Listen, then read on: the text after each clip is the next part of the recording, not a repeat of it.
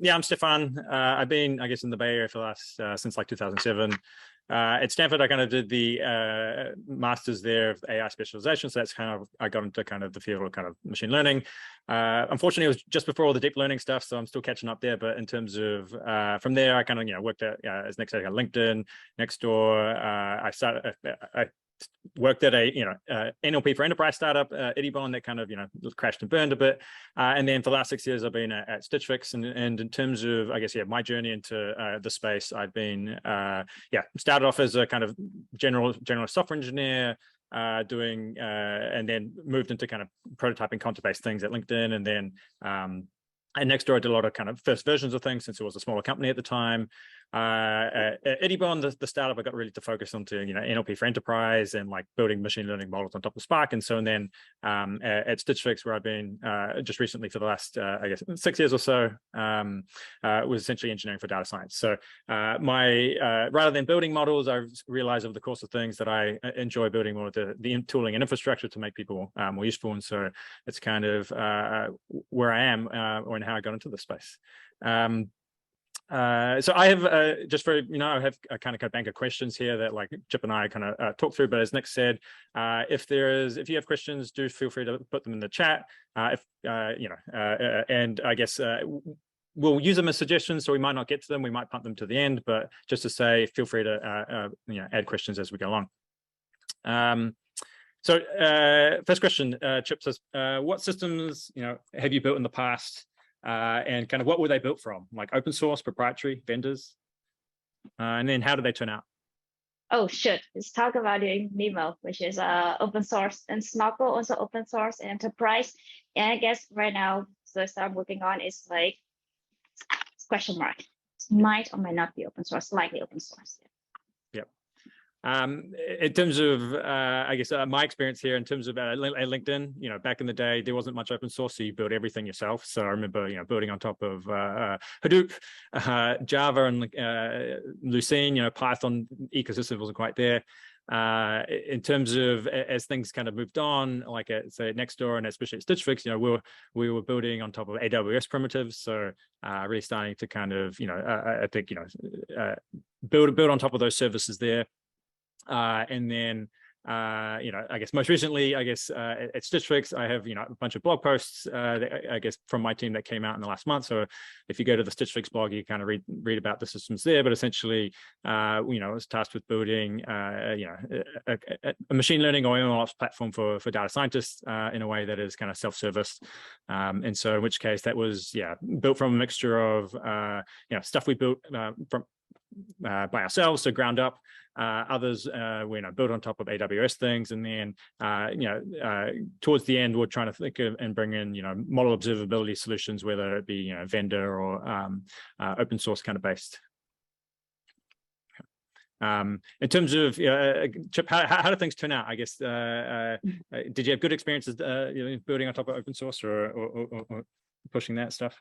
So I'm an open source developer. So yeah, I think I'm a very big proponent of open source. But at the same time, open source is like really expensive, like to both build and maintain, and also for companies to use. So that's something like it takes a lot of work to like maintain an open source project. And Stefan, you are doing Hamilton, so you probably know. But also at the same time.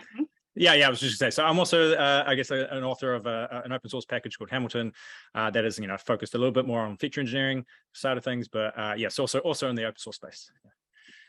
Yeah, so I think like on top of open source is like building things on top of open source. I think open source is not really free because I have to worry about like the cost of like ownership. And we talked to a bunch of companies that use open source. They're like, oh, it's so painful to like maintain and set up their own clusters. And then ideally, like for a lot of packages, if you like update the version, it should be like backward compatible. But for a lot of open source packages, you can't really guarantee that. So like if you use open source application, they change, they update it, the code might like break. So that is Yeah, true. So I guess in terms of, stepping back a bit, in terms of, machine learning, MLOps, like, I guess why we're here, build versus buy. What are some high level things that we should be thinking about before, coming into this process in the first place? Oh, I was just like on a conversation recently with I'm not sure you know Jacopo at Coveo. So he was saying just like when unsure, always start with buy, because with buy you can easy go back later. But like if you build in-house first and you're unsure, then you might get stuck with like a team of like 5 and then like 2 years wasted time. Yeah, I mean, I was thinking, in terms of even high level, like to me, I guess part of the reason for this question is like you're trying to bring in a capability to the business, right? And so you need at least from some sort of perspective, like understand, what building or buying is actually going to provide for the business. And so from I don't know, like your boss probably, or your boss's boss probably wants to know, like, hey, I'm going to spend some money. What's going to be kind of, the return on investment? So I actually think, before even like deciding, like this kind of decision, you got to have actually a clear understanding of, what does the business want to see, and what's it going to get for investment. So, like I guess one way that I thought about this at Stitch Fix was, what would this capability kind of provide as we're kind of building? So, observability solutions are kind of, I guess hot topic lately. And like one way at least to think about them is like, why would you bring in an observability solution? Part of it is probably, to help prevent outages. Okay, so what's the cost of an outage? And so which case, like at least from there, if you know the cost of like an outage, then like maybe you can have some sort of understanding of, okay, if I bring a capability, I can, save this much money. So then you can go to your boss or someone and say like, hey, this is going to be this much better. I think with platform tools, Chip, you can correct me or provide your views here, but in terms of, especially if you're providing, capabilities that streamline and make things more efficient, like I found those to be actually a little more harder to potentially justify. But I think like with some back of the envelope math, you can kind of still figure it out. So for instance, how much time does it take someone to do deployment in its current system? And then if you're going to bring in a kind of a solution there, it does deployment speed up? Does it reduce the amount of time? So then how much time is it saving? So then how many people do you have? So then like maybe there's some way to back of napkin math it. Thoughts, Chip? I don't know. Like, what are the ways do you think that businesses or should be thinking about as to why they should be bringing in a capability in the first place? Yeah. So I think before I answer this, I'm curious, like anyone here is considering build versus buy, or you just come here to talk because you want to listen to Stefan? If you're thinking about the topic, feel free to put in the chat. So yeah, like the question is like, why should a company bring in external capabilities like vendor solutions? And I think the answer is like, I think it's more the question is like, why not? So I think there's like general rule of thumb is like, if the capacity is not going to be like your competitive advantage, then you shouldn't like invest too much energy into it, because building things and building things takes time. And a lot of companies, like unless you are like Google, Facebook, and a lot of companies have limited resources, so you can't do everything yourself. And yeah, so you can't do everything yourself. But in a lot of cases, like especially for ML ops, especially the case the last few years, that the tooling around it has been not very mature. So which forces like a lot of companies, they tell us it's like, oh, they were interested in like buying, but they couldn't find anything that's like mature enough. So for example, in monitoring, like a lot of companies really care about like being able to customize the metrics, like being able to just like, so like random metrics that they care about. But then like they couldn't find a solution that like allows them to track the metrics they care about. So they had to settle to like building something in-house. Or like a lot of times they think just like they want to do something really fast, like real-time monitoring, but a lot of solutions just focusing on like batch monitoring, and they were like, okay, if it takes us like a day to see the metrics, and why don't we just like put everything into like S3 buckets and run a script on it once a day? So yeah, so I think it also depends on the question like what tools are available out there. And we have so many tools, it's like make it really hard for companies to like evaluate which one is the best one. Yeah. Just on that topic, it looks like someone from the audience, Carlo, maybe you're sort of having that decision at the moment with your question. Do you want to maybe ask your question around the advantage of building your own pipeline or using an end-to-end service? Maybe it sounds quite topical to what Chip was talking about. I don't know if you're there, Carlo. No, okay. Yeah. I mean. So I guess like I think we will potentially kind of answer that question. I guess further on. I guess down in the discussion in terms of I'm saying just some of the questions a bit. In terms of approaches and things. So I think like Chip and I think we're going to try to provide high level details in terms of diving down to an actual technology. I don't think that's the point, or at least we're going to have time to do that here. In terms of I guess jumping back to something that Chip was saying in terms of I think it's pretty important. Is like what's you need to know what's core to the business. So you need to know what you want to be good at, and then what you don't need to be good at. And those actually can be if you know the answers to those two questions, like what do you need to be good at and what don't you need to be good at, then potentially those are a relatively good metric, or at least heuristic for like figuring out like, okay, which direction should you be leaning first in build versus buy.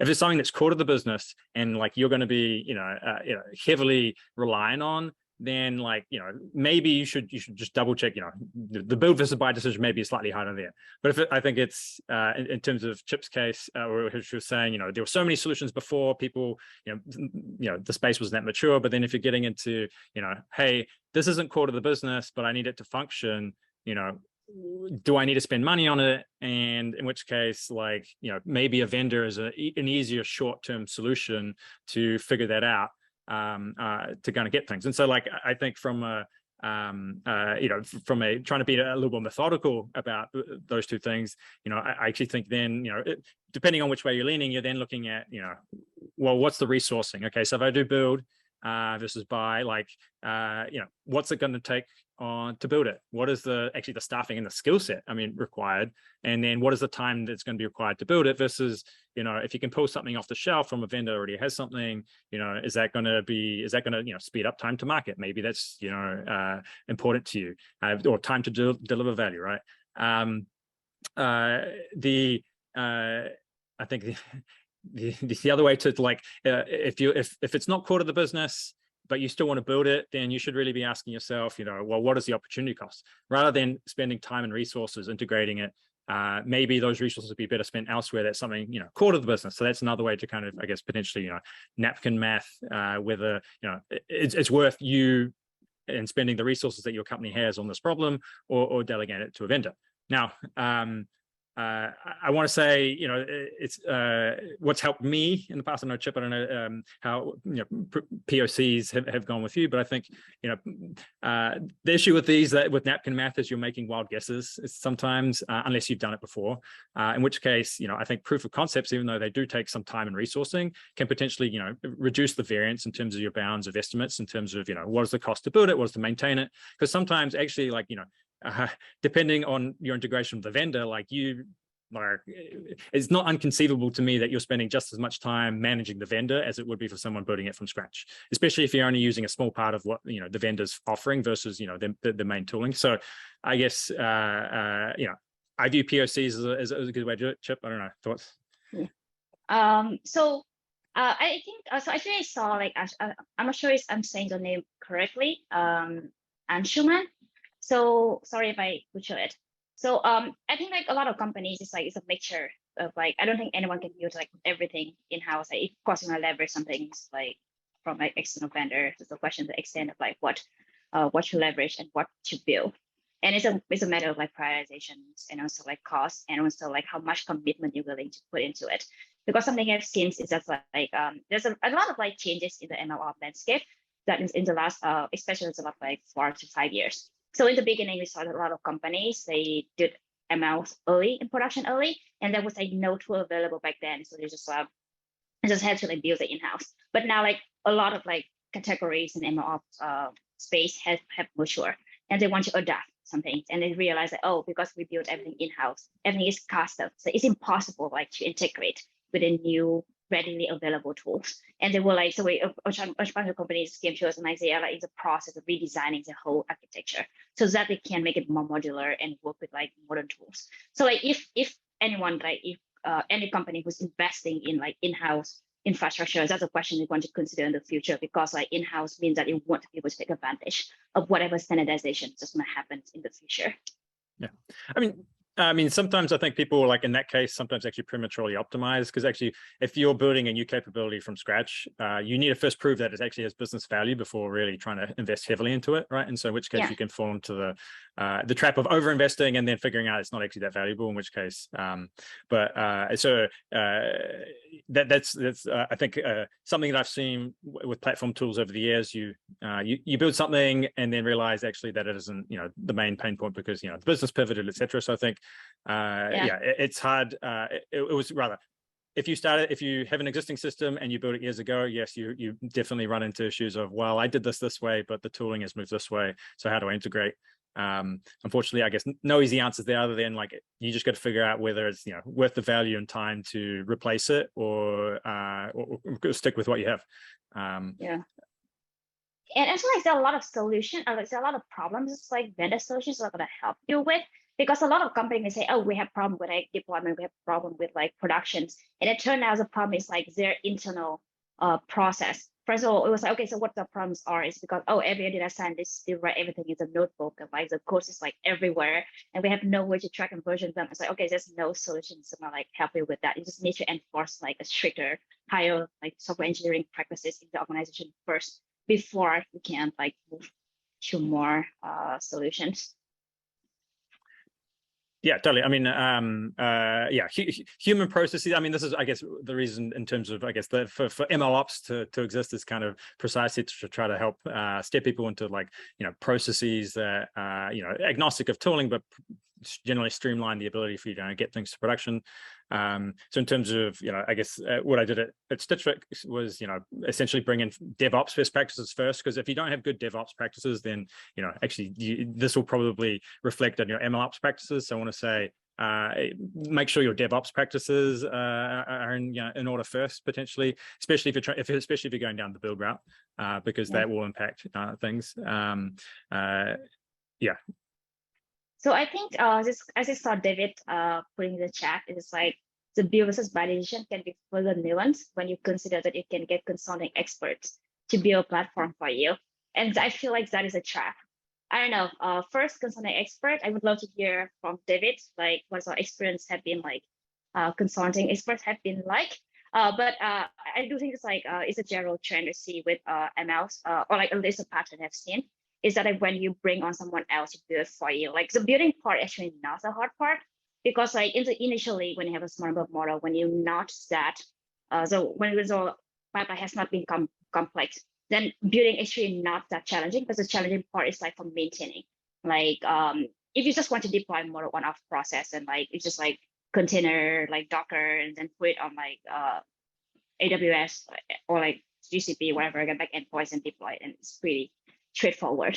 But then the hard part, like on the monitoring, retraining after that. And I don't think like a consulting firm is gonna be able to like build it for you. Yeah, I mean, I don't have too much experience, I guess, with consultants to add to that, but I think, you have to think about more of the maintenance and handoff, and then who's going to maintain it. So you got to make sure that if they are building something in house, that it matches your skill set, because, or at least the ability for someone to maintain it, not necessarily develop and add to it.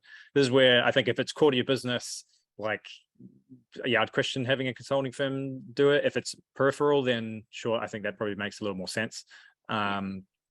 I saw a lot of questions on like what is the like end-to-end solutions versus like mix and matching solutions, and we're asking about like Verifone making it more modular.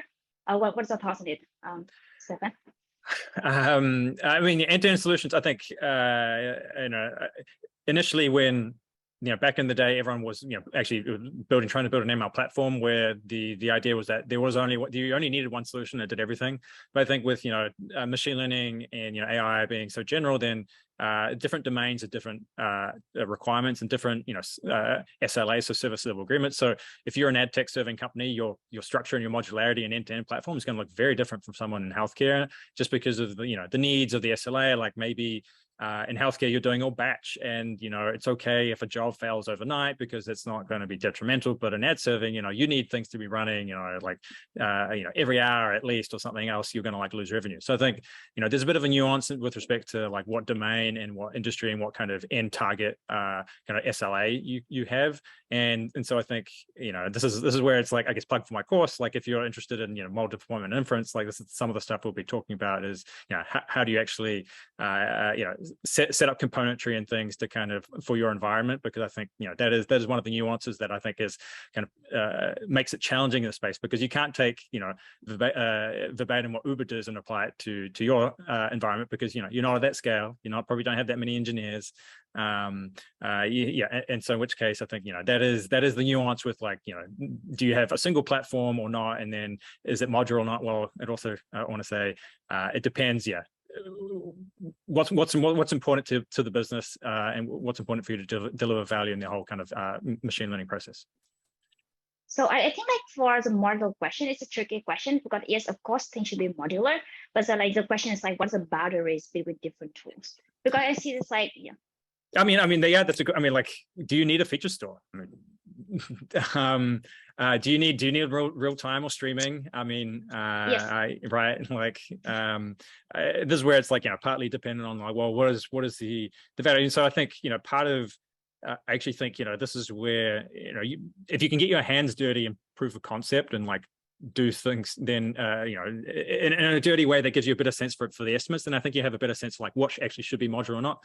And then going back to your point about internal processes, it's not true that everyone has the same company topology. Not everyone, some companies still have handoff, right? That's a very different I think modularity structure, handing off to someone, than at Stitch Fix, where the data scientists were they were in charge of prototyping, iterating, and productionizing, and then being on call for the model. And so in which case the tooling my team built was to help them do things, but without having to think about the software engineering aspects or shooting themselves in the foot.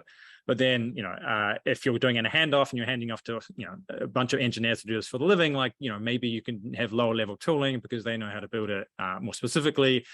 You don't need quite as high level stuff. Maybe they are managing the feature store aspects, in which case the data scientist developing doesn't need to know anything about the feature store other than just where the data lives in the warehouse. So I think, and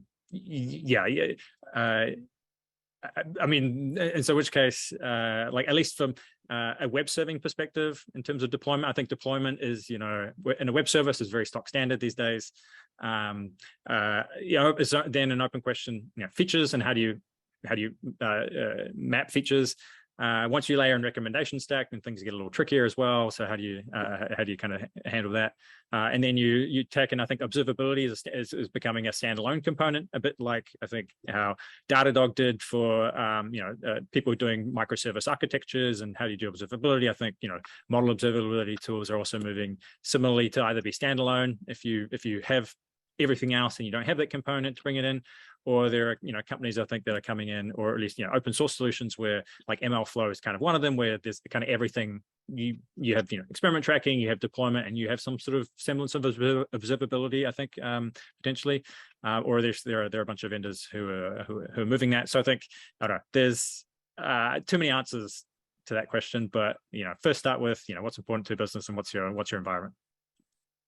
Yeah, I feel modular, I think it's great if you can optimize on the component end to end, because the way you see a lot of different modular components actually have a lot of overlapping. For example, both feature store and monitoring go into feature monitoring, because a lot of monitoring solutions is monitor how features change over time, and because feature store also does feature computations, so it's a very natural place for feature store to do computation. Or both monitoring solutions and experiment tracking solutions also have this graph metrics visualizations component, right? So experiment tracking is just you just get what is the trend metrics looking like, and see in the monitoring is what is the production metrics look like. So I see there's a lot of overlapping between the two. So so we see this for a lot of companies want to adapt a mixed match solution. It's very hard to define the barrier to make them work well together, because it'd be a lot of just redundancy in computations and glue work. So yeah, I think it would be nice to optimize. Yeah. I mean, like, yeah, like to me, I think if you're at a smaller company and you don't have much ML, then like, the solutions that integrate more are potentially a better place to start, right? And I think if you're at a bigger company with established things, then you're probably, going to be looking towards more specific solutions that are specific pain points, in which case, you it might be specific, looking specifically for observability or a feature store solution. So I think, that's the challenge, I guess, with some of this modularity is that depending on your size and what you need, then like you will have feature overlap between solutions, even open source solutions, right? I wonder if it's like, how are we doing for time, Nick? We're good. We are, we've got another 15 minutes or so probably time to in the next 2 or 3 minutes to wrap up the pre-planned questions, and then we'll open it up to the floor. Cool. I mean, so I mean, riffing on that, it's like I guess what's a take home of like if you were to build a solution from scratch, what would you do today? Me? Yeah. I would just use ClayPod. So that's what we're doing, right? We're building a solution from scratch today. Luckily, we have no legacy system. We just like build it. So I would say that I wonder if we are in like today, whatever of today is like on the computers back in like 10 years ago. Like 10 years ago, everyone wanted to like build their own computer. They go buy like different memory, compute, or whatever storage, and then they put things together.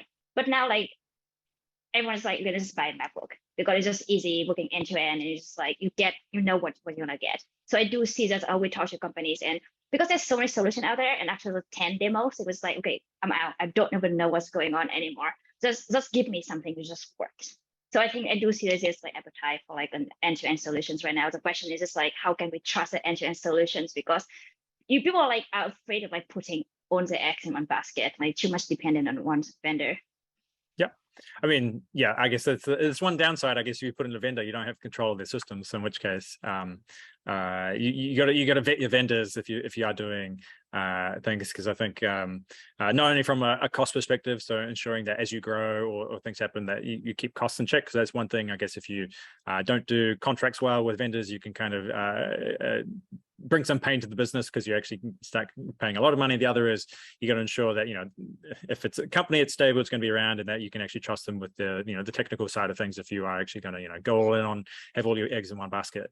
I'm biased just because I like building stuff. So in terms of my answer to if I was building a solution from scratch is if it's really core to the business, then I would look at open source solutions. But then first I would ensure that I'd validate that the capability is actually providing value to the business before really deciding how much effort to put into it. And if it's the case where it's like it's going to be much faster to bring in a vendor, and I don't want to be we don't need to be super awesome at it, then a vendor potentially makes sense for some part of the system.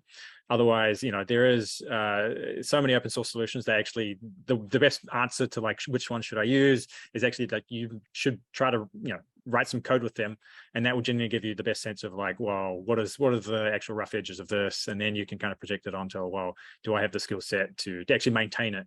Because I think that's the other thing. I think pre-pandemic with the uptick, managers were generally giving people latitude to kind of try and build stuff. I think if the average tenure of people was less than 2 years, and these projects take some time to build, then you could get stuck in a place where you give it to a direct report to build something, but then they leave 3/4 of the way through it, and then you're stuck because they were senior and you don't have anyone else to pick it up. So I think those are some risks of figuring out the build stuff.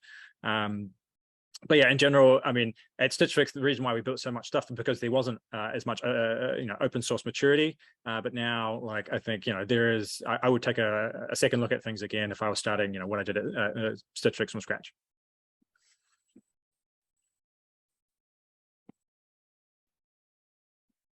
Cool. So, right.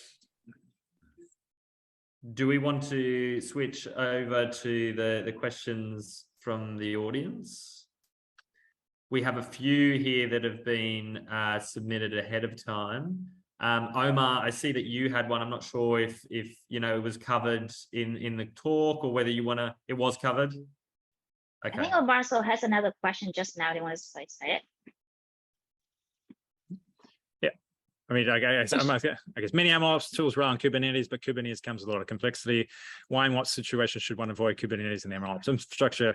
I mean, this is I don't know. I mean, Chip, you can take a stab. Also, I can take a stab. Yeah, I feel like we should just like not. I think you should just get someone else to manage the Kubernetes for you. So, well, I mean, why is that, right? Like, why do you? So Kubernetes is like for orchestrating like stuff, and we see like it's actually really hard with all the load balancing, especially if you have very well traffic or have like multiple models deal with like Kubernetes coupled with like multi-tenancy, because they have a different model and want to make sure it's like they can like share resources without like destroying like affecting each other. Like if one fails, you don't want it to affect another. So I know load balancing it can be quite difficult to build out, and especially if you want to do like online predictions with like maintaining low latency across different models. So I would say like if possible, just get like someone else to manage for you.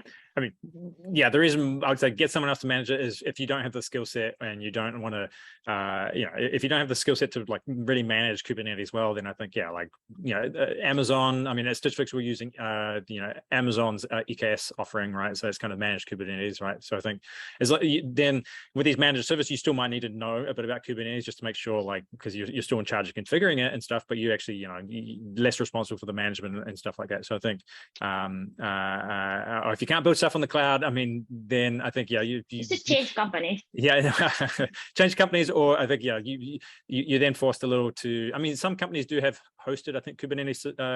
There are companies who are doing more hosted stuff, so you can use their technologies. Maybe you need to know like Terraform and stuff like that. But I think, it's like that's more of a, I guess, skill set question. How much do you want to invest in? Like that's going to be required to run it.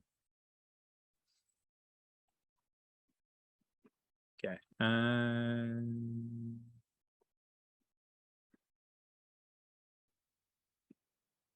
I saw CK has some complaint about MLflow overhead. CK, are you here? I mean, MLflow, I guess, like to me, it's a little ambiguous because there's so many things to MLflow that it's like, which part are you referring to? But I think, at least if you want something that's just experiment tracking, it's tracking your models, I think MLflow, at least last time I looked, it was relatively easy to set up if you can, set up a database and web service yourself. But otherwise, I mean, no, I'm not really trying to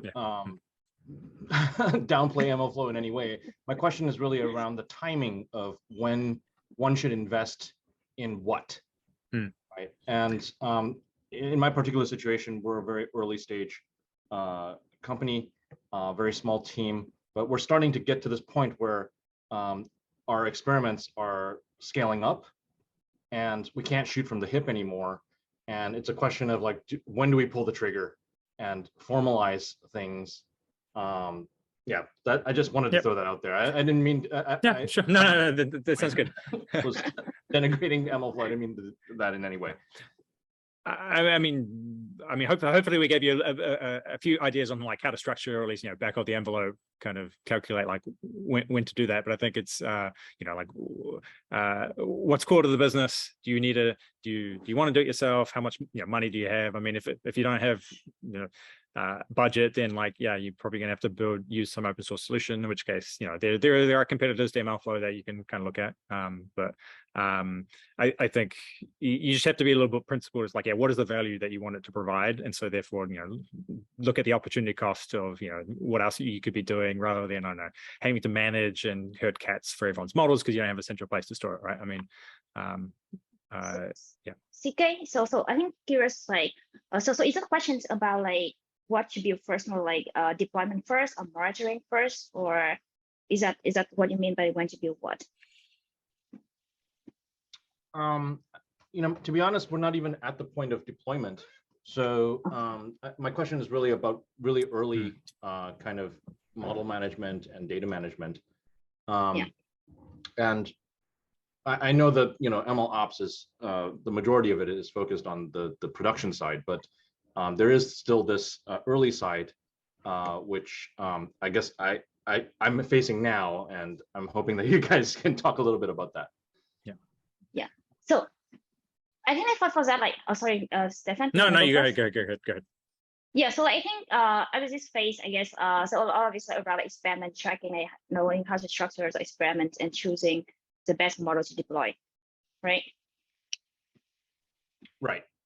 Yeah. So so I think like there are a lot of solutions for it, but I think like it would be nice to think about like what could be the potential limitations. First of all, like ML flow. I think like ML flow does have a nice way to structure the project. So like they have the concept of ML flow model, so you can put like every code you need to for a model to run and dependency into a folder and just package it for you. So the downside of it is that like if you have like multiple projects sharing code, then it's not very easy to package. And at the same time, MLflow doesn't handle deployment at all. And we see a lot of companies using MLflow as experiment tracking tool. And then this has to maintain a separate registry when it's time for them to deploy. So I think like it's just like started as a question, like different limitations of different tools you're looking at. Yep. I see. Yeah, I mean, this. I think it's just think about a way that you can be principled in making a decision and like framing it with respect to like long-term objectives of what you want to achieve and like the roadmap path to get it. In terms of pre-submitted questions, I just want to make sure we give them some priorities. So how do you select MLOps in a principled manner? What to do when there are multiple tools that seem to fulfill your requirements? Hopefully, we just answered that question, Omar, through this discussion again. For a small team with only one ML engineer and the company just starting to invest in machine learning, which one is better, build or buy? It's from Rohit. I think, hopefully we answered that question as well, but, I think it's a little nuanced but I think, with the maturity of solutions, I would look at, probably buying, to be honest. What services should an MLOps service provider or a company focus on, I guess, when outsourcing? I think that's a good question. I think that depends on the maturity of the company. In terms of Chip's questions, where are you? Are you deploying models yet? Are you not deploying models yet? Do you have experiment tracking and stuff? So I think that kind of question depends on the company. I think we need to let Chip go because I think Chip has another call. But Chip, it's very good to have you. Stefan, I think will you stick around for a couple? Yeah, I mean, I've got another 10 minutes or so, so I can stick around to everyone. Yeah, otherwise. Thank you so much for having me, and I put my email in the chat. If any questions, do follow up. And Stefan is great. I think his work is really awesome. I'm a fan. So his digital course. So do check out his course. And thanks, see you, everyone. Bye-bye. Bye. Yeah, so in terms of trying to get through some questions, so here's one from Niels. I mean, feel free to drop off if you have to, but otherwise I'm going to try to get through some of the questions that everyone submitted. So when you're having gone through the effort of building everything yourself, the maintenance of all that software is quite burdensome, and there may be things that don't cover as well as products doing the same. For me, that raises two questions. So how do you find gaps in your in-house tools, and does it make sense to switch to the buy option even after building?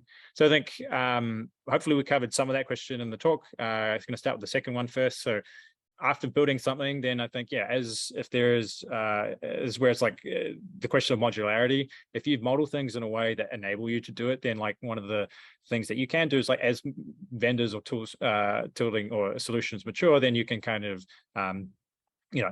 switch out your in-house option for a managed service. So, a prime example of this is in terms of DevOps is like you manage your Kubernetes yourself. You don't want to then offload it to someone. No one else really has, like nothing upstream has to change because it's still Kubernetes. You're just, having, paying a managed service to do it. So I think, it does make sense as long as the modularity and the bounds are there.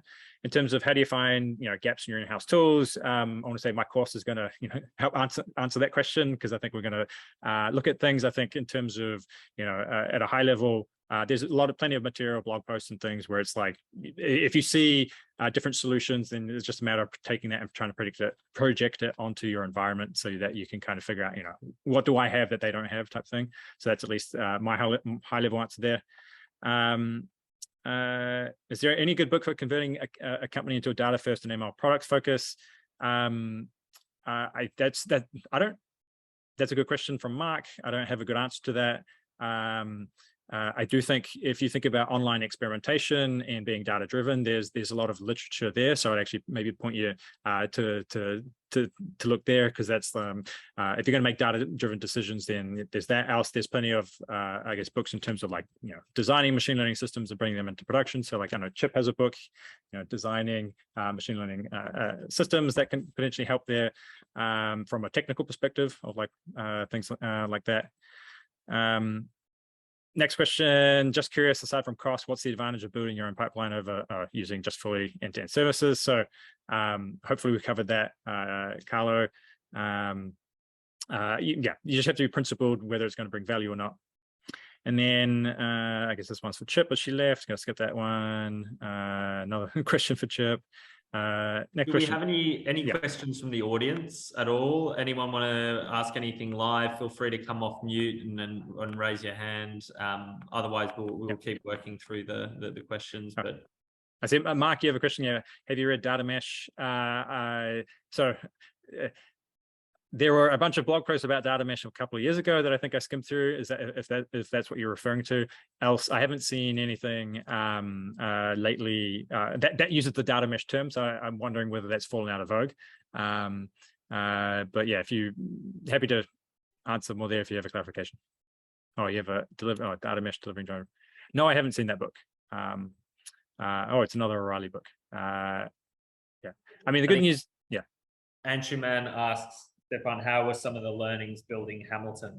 Sure. So Hamilton is, I guess, a declarative data flow paradigm for those you don't know. So you write Python functions in a specific way that essentially forces good software engineering practices from the beginning. So some of the learnings there, I think, is that it's districts were really trying to design, high-level programming abstractions where the data scientists, did things, in a software engineering first kind of way by default, in which case Hamilton was an experiment to like see how far I could take it. Because functions are all unit testable, everything's documentation friendly, you get a lineage graph for free, it's pretty easy to kind of visualize what's happening. And so that worked really well for like for people who don't come from software engineering backgrounds, because it gets them to do good software engineering practices from the beginning. It does force things to be done a certain way, so you do reduce a little bit of the degrees of freedom, but then the code is all uniform, there's a very principled way, it's very a little easier for people to onboard or bring people up to speed, just because everything's uniform. In terms of I guess the other side of things, it does require a rewrite, does require migration to kind of get into it. So I think with some, if you're changing practices, change management, how do you get people to adopt things is an age-old question. And so which case, you just got to make sure you have, the right awareness, the motivation, the knowledge for people to do it, and then, reward them for doing so to get them to adopt. But at a high level, happy to dive more, but those are the, I guess, specific learnings in that, you can bring in more software engineering practices, but it does require, some upfront costs to get into it. And then, people do need to learn the paradigm a little.